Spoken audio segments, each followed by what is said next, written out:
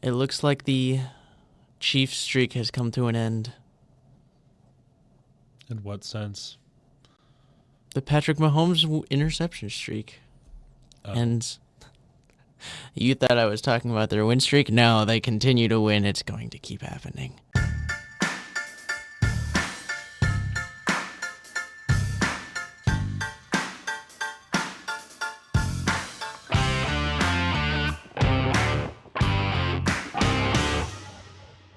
Welcome back to the James and Dame Show. I'm Josiah.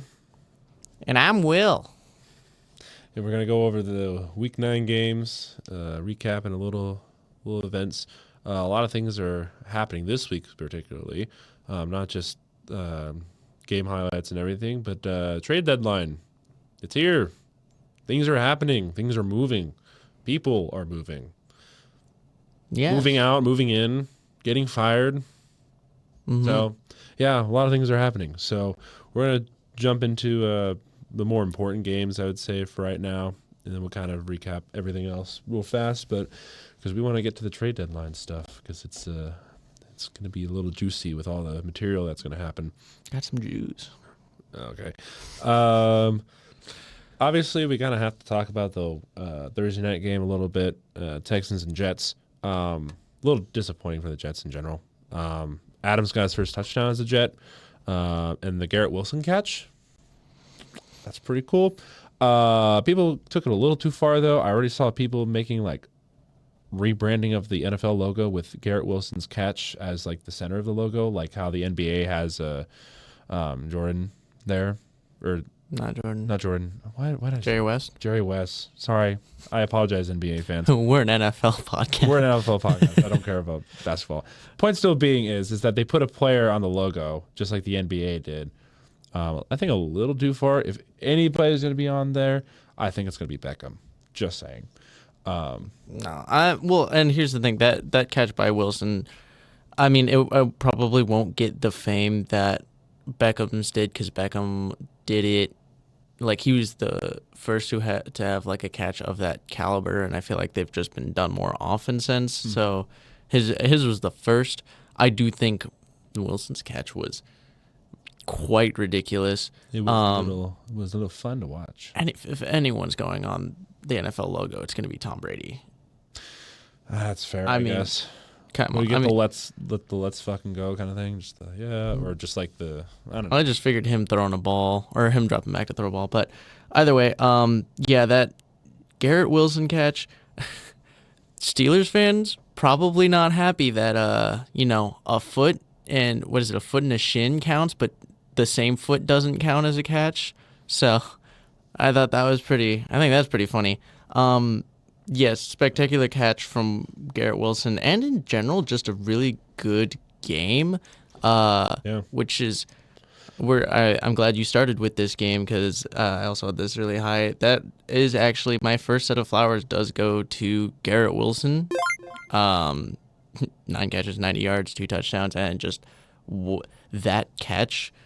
What? So What? Yeah. Garrett Wilson, first set of flowers, starting off early, very impressive game, and just, a good game for the Jets. I think it is the biggest but also most expected upset of the year. Yeah, I mean, to be completely fair, the Jets were going to win a game at some point. This one kind of was glooming to be that one. Texans haven't been looking up to par recently, and mostly it's because they've been kind of underachieving on offense and defense at the same time instead of just one way or the other. It was going to happen. Texans were going to drop a game soon, so that's another. Speaking of a little bit of a disappointment, this was one of the games where score looks close, but the game was not close whatsoever. Falcons and Cowboys. I want to talk about Drake London. Very great day. I believe he's had more touchdowns and receptions in the first half of this season than he has in 2 years in the Falcons. So good on him. He's finally getting the receptions and the love he needs to actually produce offense for the Falcons. And his moss on Trevon Diggs is pretty sick. I'm not going to lie. On the other side of things, Prescott went down with an injury. He will be missing multiple weeks. I believe it was a hamstring. It is a high hamstring injury. Yeah, hamstring. He is, I believe, if I just saw correctly, highly expected to end up on IR. Ugh, So that's not looking good at for least the 4 Cowboys. weeks. So yeah, Dallas. It was a little disappointing.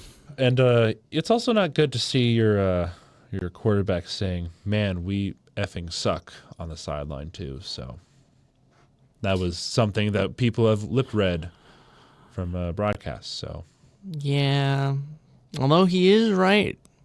he is right. He is right. He is right. Yeah, he went down, and Super Cooper Rush came fast.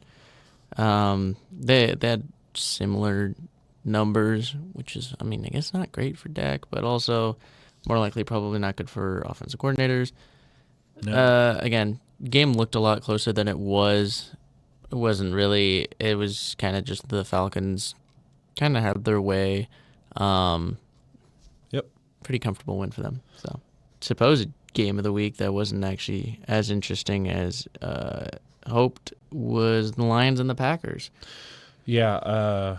That one was a rainy day. Rainy, Lions windy. have shown that they can play in weather conditions, because apparently there were a bunch of people who were saying that they were the dome team. They were not suited for the outdoors, and yet here we are seeing the Packers struggle against the Lions. Brian Branch getting ejected after a targeting call, even though the flag was picked up. I believe that was something that people were talking about. I believe the flag was still They didn't get penalized, but he got enforced? ejected. I'm not certain. Yeah, it wasn't enforced, but he still got ejected, I think. Yeah. I mean, again, I look at it and you argue back and forth on it. I don't necessarily hate it. It's not. I mean, you lead with the head, you aim for the head, or just unintentionally or intentionally, it's technically targeting. I mean, the NFL doesn't even really do targeting. That's the thing, is it's more just ruled unnecessary roughness. It's a little different than college, where Yeah. college is strict on like targeting.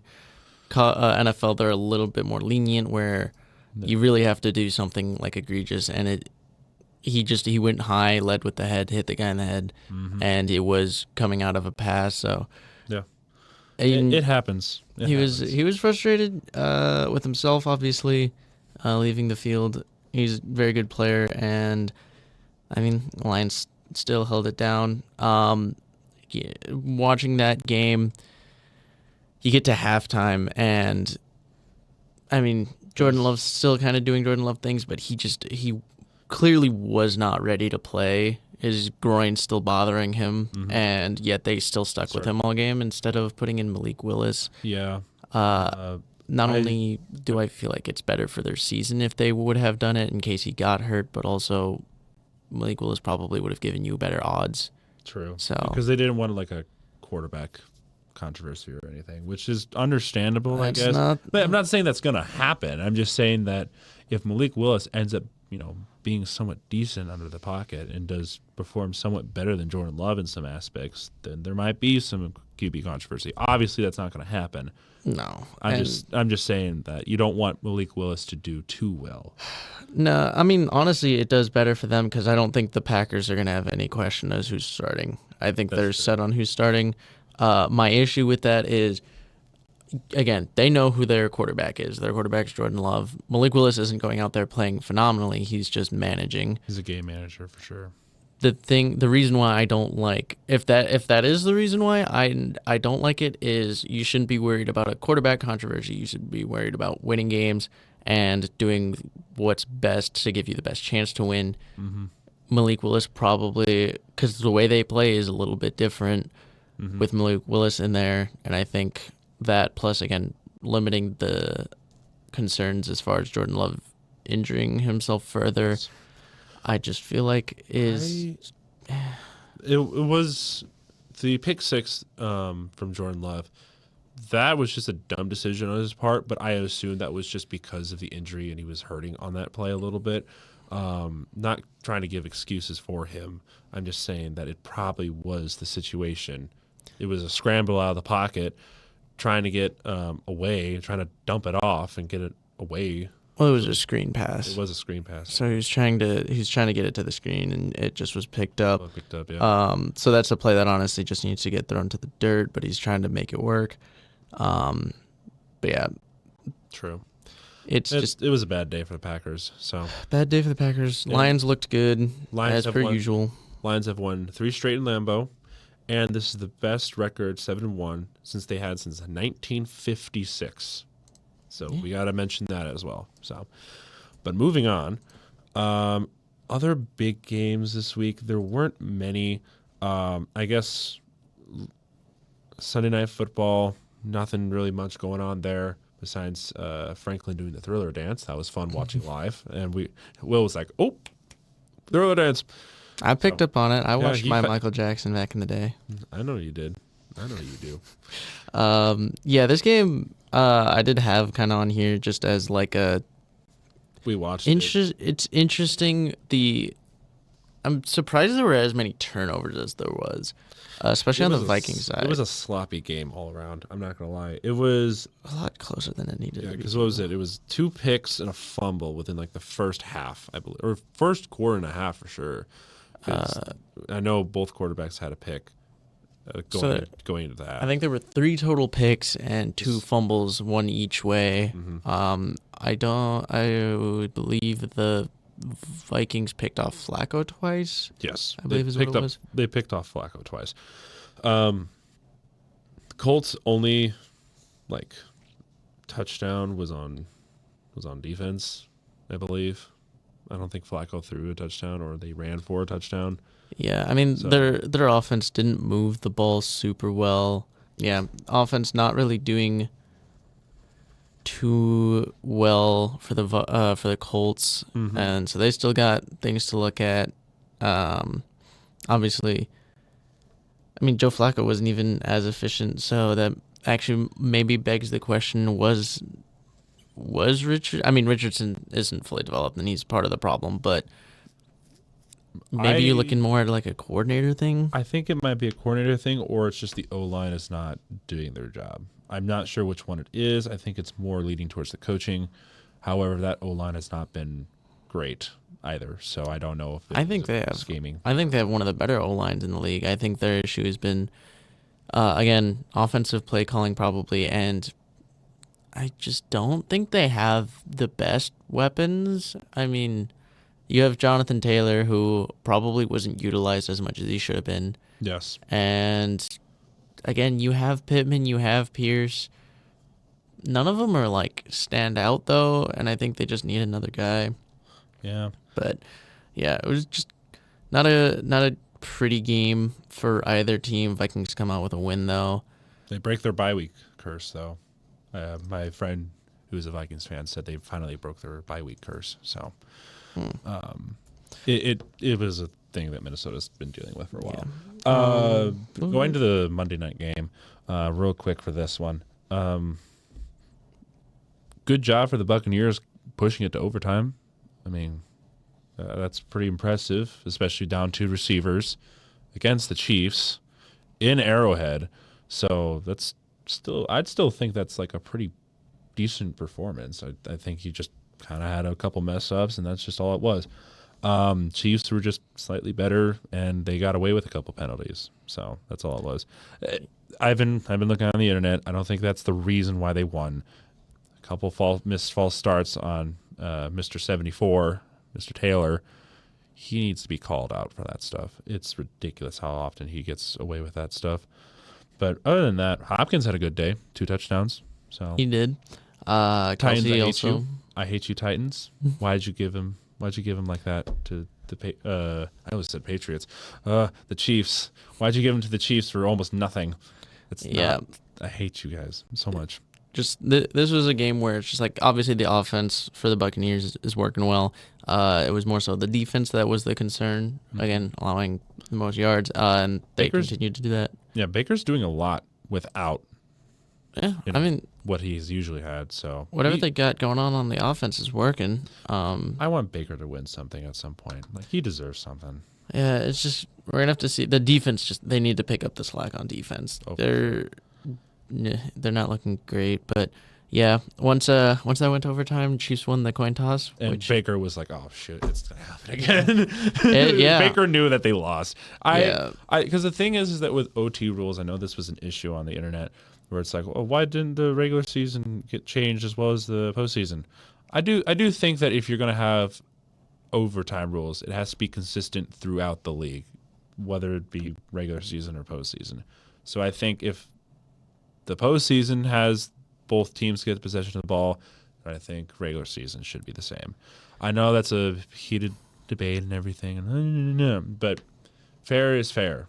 I feel like if both teams get to overtime, both teams deserve to have the ball. That's just my opinion.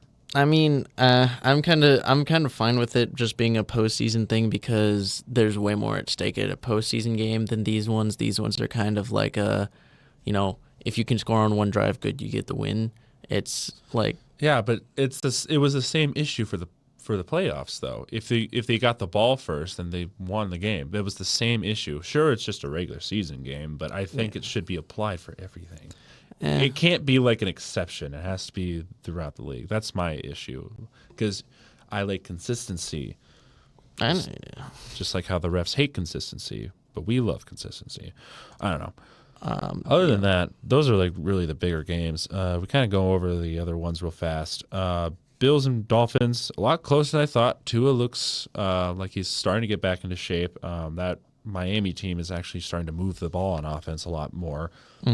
Sure, it was a divisional game, but still solid performance.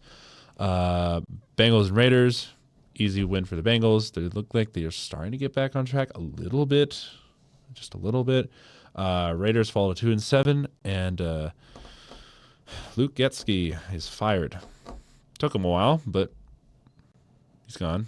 Yeah, I mean it's no surprise he's not a good offensive coordinator. He came over from the Bears. Yeah. And they His wonder why the first Bears year sucked on here, offense. and yeah, he's not a great coordinator. He's play calling is not great. It's interesting that they even made the acquisition, but they did. Bengals again looking a lot better. Burrow with 5 touchdowns. It's just Solid day. again that team is Max Crosby and the young talent of Brock Bowers, and that's about it. Yep. So Moving on, real quickly, we got the Chargers and Browns. Not much from that game. Probably was it 3 interceptions from Winston. Terrible day on his part. So unfortunate that it happened this week and not last week for the Ravens. Patriots and Titans overtime there. Titans barely squeak out a win there. I thought the Patriots were going to win that game going into overtime, but that was not the case. Commanders and Giants, a lot closer than I thought it would be, especially during the waning minutes. Commanders 7-2. You look like probably the best team in the East and probably one of the best teams in the NFC for sure. Looking really good. been playing Daniel complete Jones, football. first touchdown in MetLife in 672 days. He finally got it. And there was a goofy Daniel Jones fumble that I thought it was funny. Saints and Panthers. Oh, I had a lot of news from this one. I forgot. Chris Olave taken out. He got injured in the play. Derek Carr, I truly believe that he's actually trying to kill his receivers. It wasn't just Olave that got hurt. There were a couple other receivers who got absolutely blasted on some plays. And sure, it was just scheming and everything, and just they were able to pick apart the plays and everything, but some of those receivers are getting hurt. So Yeah, a lot of injury concerns in New Orleans, and that's kind of that's a large reason why their season's been derailed so much. And speaking of derailing, Dennis Allen is finally fired. It took the Panthers to fire that coach, and which is pretty valid. I believe we actually had the Panthers winning this game predictions wise, going back to the preseason. So Maybe. I mean, I did. I'm pretty sure. I don't remember that. I know was I a while did. ago. It was a divisional game. They were going to win one game at some point. It was this one. I don't remember. But Michael Thomas ripping into Carr, calling him terrible. And then there was actually a video of Thomas actually going to this random person, just like, "What do you think of Derek Carr?" And he just absolutely goes in on Derek Carr. So that was funny. Yep. Moving on. You can talk about this. Yeah, Ravens Broncos. It was a little close early. Ravens kind of just ran away with it. The offense, I mean, again, it is a very scary offense to go against. It's not fun. Zay Flowers did well. Derrick Henry over 100 yards again. I had Flowers on my bench today, or whatever it was. I did too. Derrick Henry achieving over 100 rushing touchdowns on his career. He's finally over 1,000 yards. I believe he's still on pace for breaking total rushing yards in a season, right? Total rushing yards in a season? That's going to be a stretch, but at least surpassing 2,000. I know he's passing 2,000. I don't know if he's going to pass that or not. It depends on the games. It'll be tough. Again, he'll have to pick it up a little bit. But yeah, Ravens kind of just romp them, going, especially in the second half, just pulling away even more. Yep. Moving on to Jags Eagles. Saquon had a ridiculous game. He's actually going to be my second set of flowers. Having 2 touchdowns, having just a lot of big plays, a very nice catch, a run, and the goofiest, for some reason, just random backwards hurdle over a man that I've seen. Just ridiculous. I don't know why. I don't know why but he did. It worked. And he's getting my second set of flowers. That game was close, a lot closer than expected. Jaguars are actually putting up a fight for some reason. I mean, you said something about Jaguars being better after London, so they tend to be. But yeah, it's Eagles pull it out just at the end with a game-sealing interception. I don't know. Yeah. I thought it was more interesting than I feel like a lot of people thought it would be. And then one other game I want to highlight real quick, also just being the Rams and Seahawks. That game was surprisingly I guess not surprisingly, it's a division game, but like it was kind of a sneaky good game. Sneaky good game, yeah. Especially with was it Cam Kitchens getting that pick 6 for 103 yards? That was a good pick 6. It was a good game all around. Nakua getting ejected after throwing a punch, though. That was something I was not expecting to happen. I mean, then again, it is a divisional game, but yeah, I don't know. It was a good game all around. I mean, I didn't get to see most of it, but I know it was a really tight game for the most part. Yeah, it was just kind of weird. The ejection mostly. The game coming down to a deep bomb in overtime for the win to Robinson. Although I will not overlook my third set of flowers here being Jackson Smith and Jigba coming in and stepping up huge with DK Metcalf being out.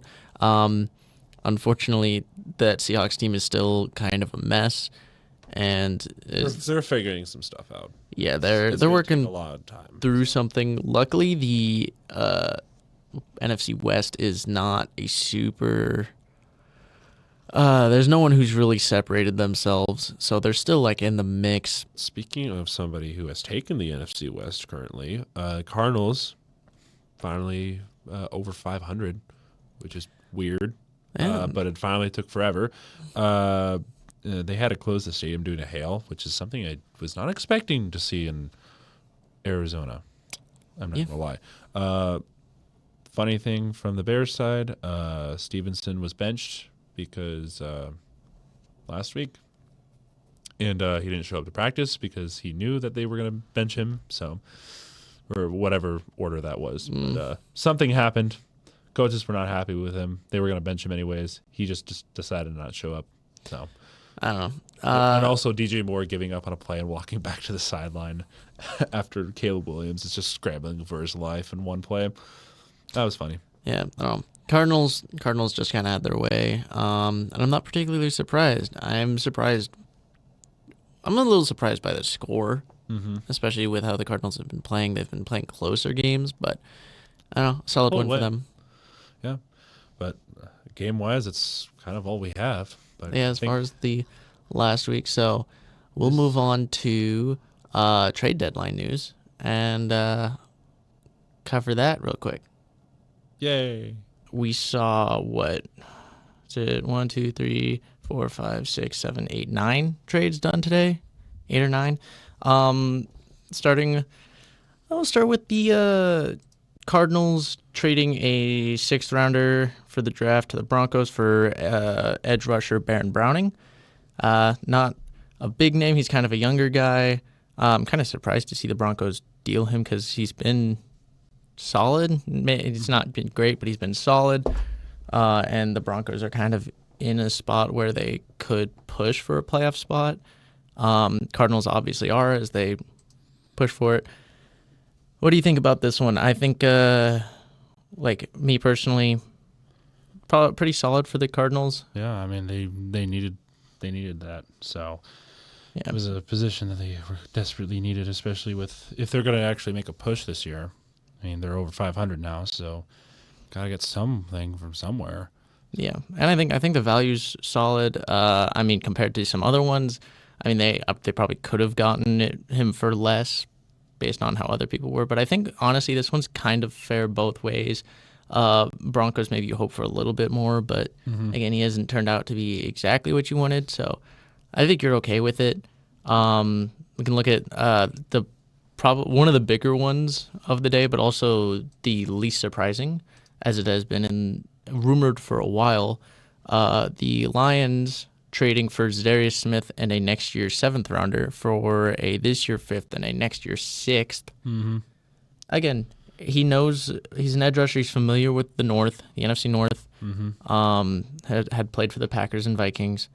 So, I mean, might as well make your way to the third team. Yeah. And inevitably the Bears probably. But again, he's familiar with the North.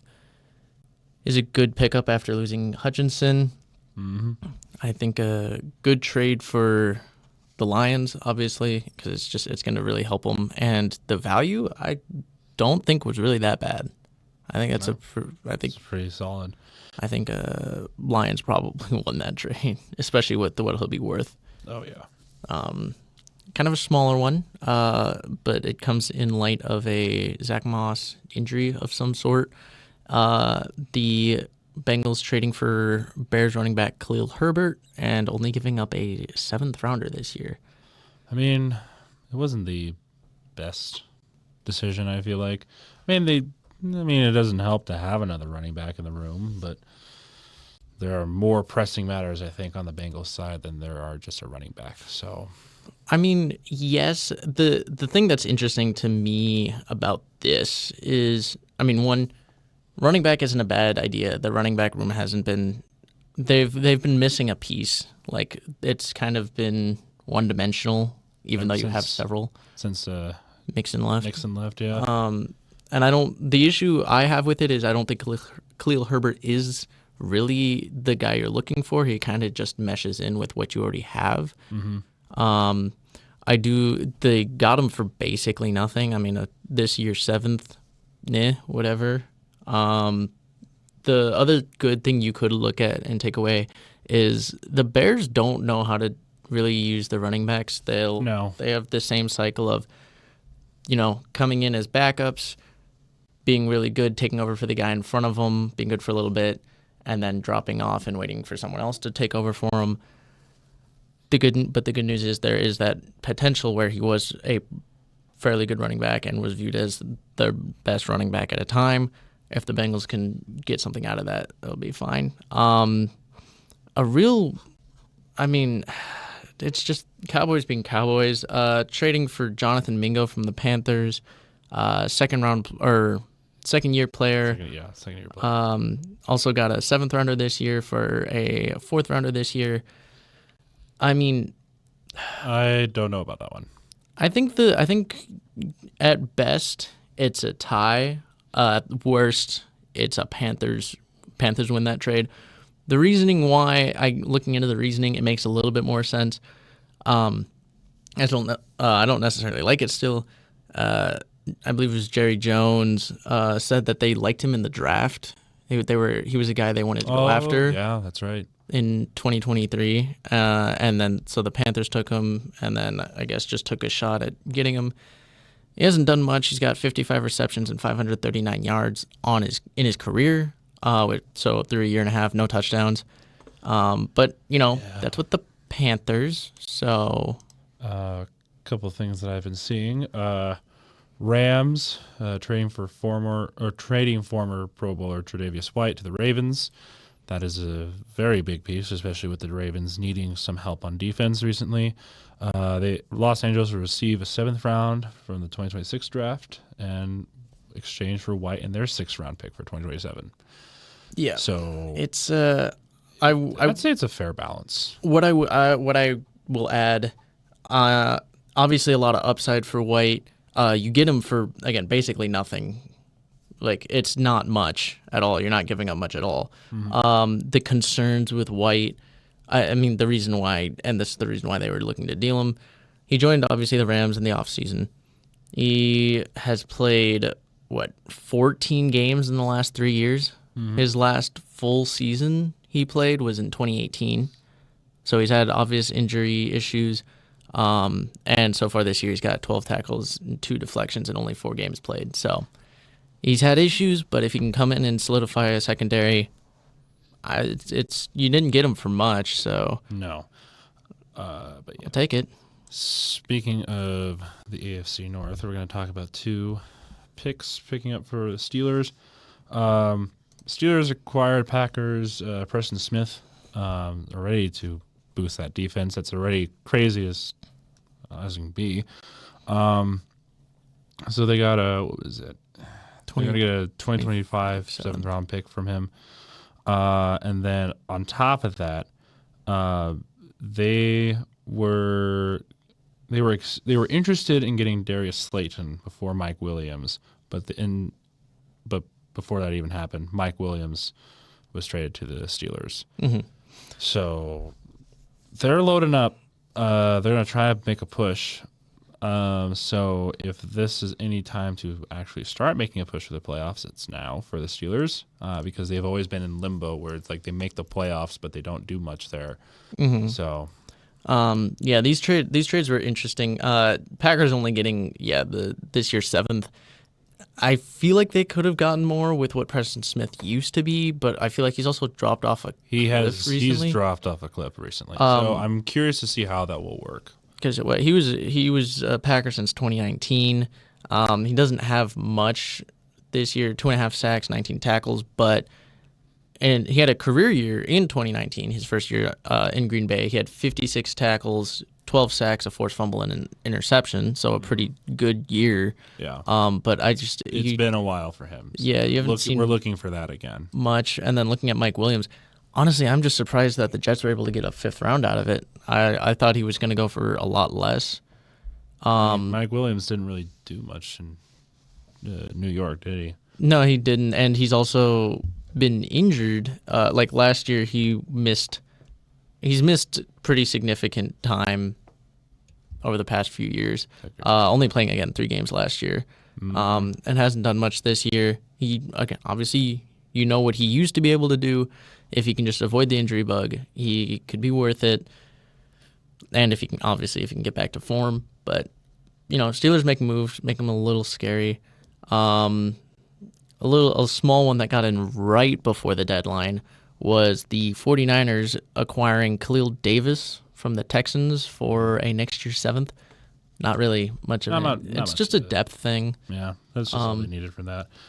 And then obviously the biggest, I feel like probably the biggest acquisition, the name Marshawn Lattimore was being shopped around. A lot of people said to the Chiefs, and a lot of people said, please God, no. And he did move. But not to the Chiefs. He's going to Washington.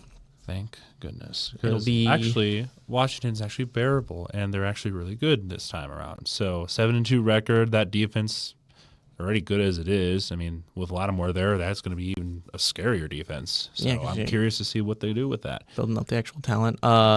The values at stake, we got obviously Marshawn Lattimore plus this year 5th for a this year 3rd, 4th, and 6th. And honestly, I think this is just a win for both sides. Yeah. I think the Saints were long overdue for moving on from some of those pieces. Marshawn Lattimore, probably one of the ones you wanted to stay a little bit longer, but you get a 3rd, a 4th, and a 6th. I mean, maybe if you drop one of those, you could move up into a 2nd, but I think it's still pretty good value for someone who has missed some time and hasn't been quite up to what he used to be in his first 4 or 5 years. But very good, I think, a very good acquisition for the Commanders and very helpful to acquire picks for the Saints. And I think they're finally looking at kind of rebuilding that roster, and I think this is a good sign for them. So Agreed. that kind of wraps up. That's kind of just all that happened right in that last few days, I guess, or even last few hours of the trade deadline. Teams beating the deadline. I don't know, winners and losers on trade deadline day. You got I'd say a Who you got? big winner is the Commanders. Saints actually are a pretty big winner out of that one as well. I'd say Lions definitely get a much needed help on that defensive line, especially with Hutchinson out of the picture right now. So that will definitely make sure that defenses continue to be up to par. I'd say teams that really lost, I would say, maybe would be like the Cowboys. I mean, the worst it's going to get for you is the Panthers win that trade, but the best is that it's even. Like, that's all it is. Because I see what they were trying to get out of Mingo, but like, I don't know. I don't know. It wasn't very ideal. It's not addressing need, or like this is a move that could have waited for the offseason. It really could have. Like, This this is something that like I didn't think this was their first priority because Yeah. you And still have Lamb, you still have all those weapons. They just don't know how to focus on one thing at a time. Yeah. My winners and losers, like you mentioned, Lions and Commanders, absolutely. Saints, I just think it's a W that you're actually looking at rebuilding a little bit. Steelers, just because you gave Yeah, up a Steelers- 5th and a Steelers, 7th. yeah. And Steelers. you got depth at edge, which is already scary. And Mike Williams, who, again, if you can get him back to form with George Pickens, And if actually he might doesn't get injured, yeah, you'll be boast good. a good one. And then losers, Browns. Yeah, Browns definitely. They lost a piece on that defense. And the Browns, I don't know Browns if and they're Cowboys. Yeah, Browns and Cowboys definitely. That's all for the trade deadline section. So Yeah, on to the power rankings. yeah, not much has changed on my end, but I'm curious to see what Will is. He said he moved a bit. I've moved So, a few. He moved a few. I've brought in I one didn't new really move team. Anybody? I brought one new team in, and I've moved things around. Okay. So I guess number 10. I still have the Falcons down there. I mean, it's pretty self-explanatory. Beat the Cowboys 6-3, looking very well. Drake London had a great game. There's nothing much I can kind of move them for. I mean, the teams who are above them kind of deserve their spots. So, and a couple of teams were on bye weeks, so it's kind of hard to move them around. So, I actually have down at 10 the Texans because they've just, again, you lose a game to the Jets, who really aren't a team you should lose to. What makes that, I think, even worse is the fact that people weren't surprised by that. Yeah. They're just not like, we know the potential they have, but they're not playing to it. yeah, actually, now I just remembered. The Texans have lost their last 3 to the Jets. Whenever they have played the Jets, they have lost the last 3 games. Huh. So I think that's why people weren't surprised. So Yeah, I mean, but even still, just looking at how they played, it was it was sloppy. a must-win, get-right game for the Jets. Texans, again, just have not been as dominant as they were last year. Haven't been up to par. I feel like it doesn't surprise me, and the fact They're missing Diggs. they're missing Diggs, but like even with like you still have Tank still have Dell, you still have Nico Collins. you got good weapons. Yeah. They just there's concerns, I feel like most of it lies on offense. Number 9, I still have the Bills there. But what I mean by I didn't really move anybody, I didn't really move anybody because it was kind of hard to kind of move things around. I mean, Bills, close game against the Dolphins. You don't move up because it was a close game. It was a divisional game. You still won, so you're still where you are. It's just the teams who are currently above you are just slightly better still. Yeah. My number 9, I have the Atlanta Falcons because Fair. again, they're my new team in the top 10. I feel like they deserve to be over the Texans because I think they're playing a little bit better than the Texans, actually moving the ball, and their defense has been pretty solid. They've had, especially recently, mostly good games, a couple fluke games, especially on the defensive side. But they've been mostly winning games, so good on them. All right, number 8, I have the Minnesota Vikings still. It was a game, I guess. I mean, you still won. You're second place in the NFC North, which is a very competitive division this year. So a win's a win. Not super clean, I would say, on offense quite yet. I think they're still missing a couple things, but missing in this things of like some things are not clicking for some reason. So My 7 and 8 are I went back and forth on quite a bit. But number 8, I have the Green Bay Packers. okay. Dropping a game didn't look looked not as good. Again, to the Lions, but I don't know. I think it showed a lot more weakness. And again, part of it is Jordan Love's injury, but also you wish at home against the Lions you put up a better fight than they did. Yeah, I think they're a good team. I just don't. I have some other teams that I feel like I would rather. I feel are better than them right now, so I have them at 8. Sweet. Number 7. This is the team that actually moved the most. Texans. They dropped a bit. It was a bit of a disappointing game, obviously, just everything we just talked about. Yeah, my number 7 is actually the Vikings. Again, this was the team I went back and forth between Packers and Vikings. I did drop them a little bit further down. After last week, I didn't drop them too much, but I dropped them more this week just because that play has continued. They haven't really gotten back to where they were earlier in the year. And until they do, they're going to kind of remain lower. But I still, just by like the narrowest hair, would still take them right now over the Packers based off of how they've been playing. Okay. But again, I think that's very susceptible to change. I think this is kind of the closest these two have been. And while the Vikings, again, just have been a very good team, just not really putting it together as well as they were earlier. So Yeah. dropped a little bit there. That's fair. Speaking of number 6, the Commanders. They're finally moving up in my poll, mostly because they're 7-2. I mean, if they're not at least up there, I'm crazy. The only reason why they're not up there is because of a couple other reasons. Good job. I mean, Jane Daniels is looking amazing. Close divisional game though, so that's why I wasn't too keen on bumping them up super high. But yeah. I mean, there's not much to say there, I guess. I think, again, not much to change from them for this last week. Maybe not as impressive as you would have hoped, but again, Still a win. they're just a good team, which I'll get to them when I do. Number 6, I have the Pittsburgh Steelers. Okay. I don't want them to be there. They're on a bye this week. They were on a bye. They went up a little bit just because teams moved around them. Leaving them at. It was the place they had to be. I wasn't gonna put them top 5, but they're inching closer, and I don't like it. Go away. You're gonna hate me. I actually have the Steelers in the top 5 right now, only because things have moved around. Yeah. I mean, Steelers, they've had a paper soft schedule so far.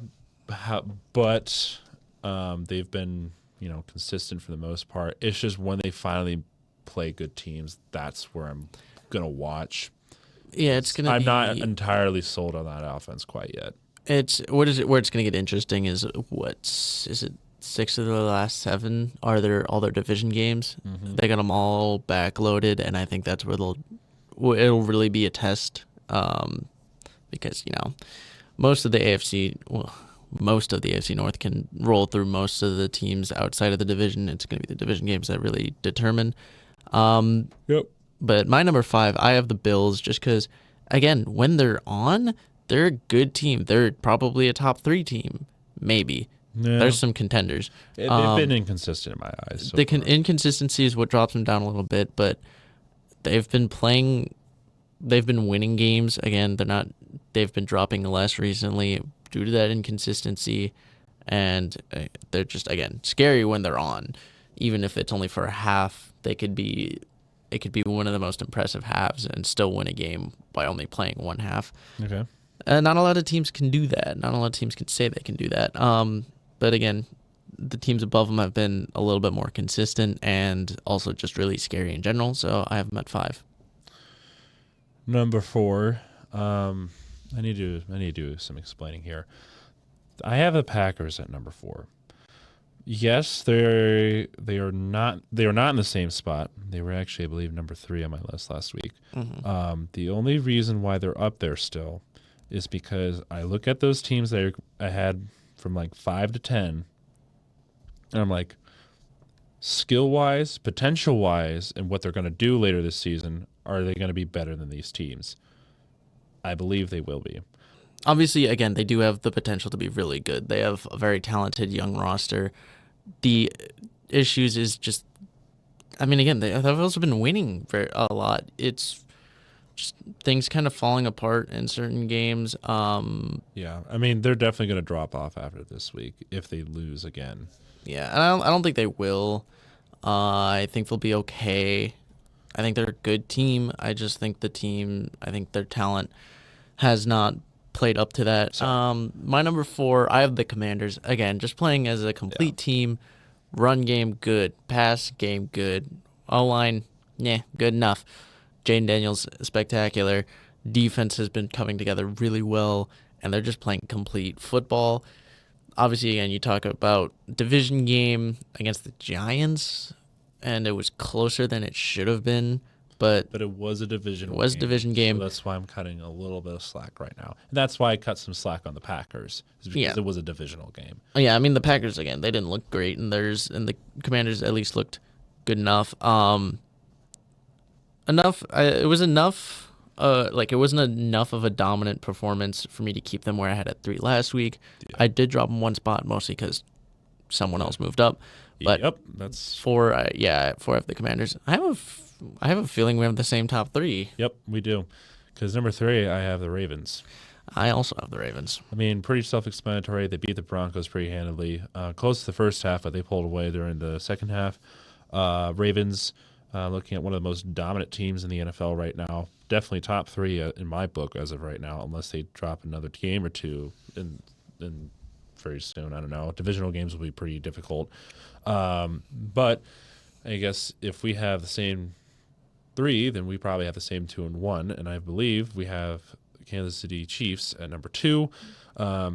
Yeah, I know they're 8-0. Oh my gosh, the undefeated team is not top 10 right now, or number 1 right now. Oh, maybe it's because they haven't proved themselves to be number 1. Because I like the Detroit Lions being number 1.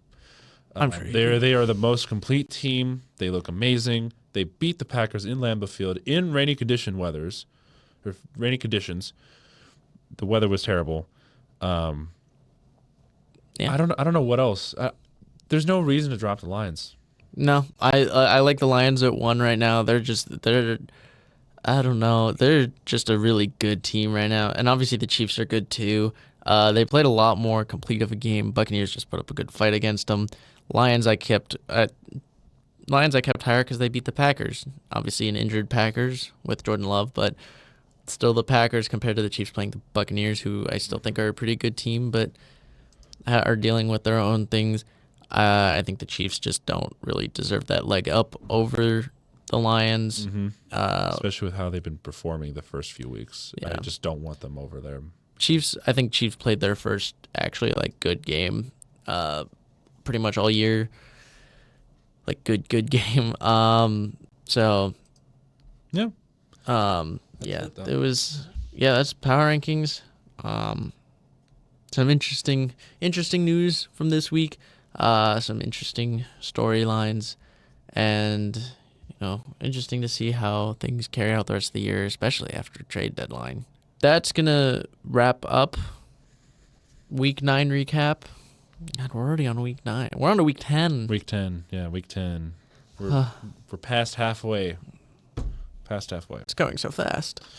Where did the time go? Sorry. But thank you for watching. We'll have week 10 preview out soon. Obviously, again, link in the description to the Pick'em leagues. As always, like the video. If you want, comment your power rankings or how much you hate mine or his or both. I think more people would hate mine than they would yours. I think I may have done a little bit better this week on my power rankings. But either way, we will see you guys in the next video. Thank you for watching. Have a good one. See ya. Bye.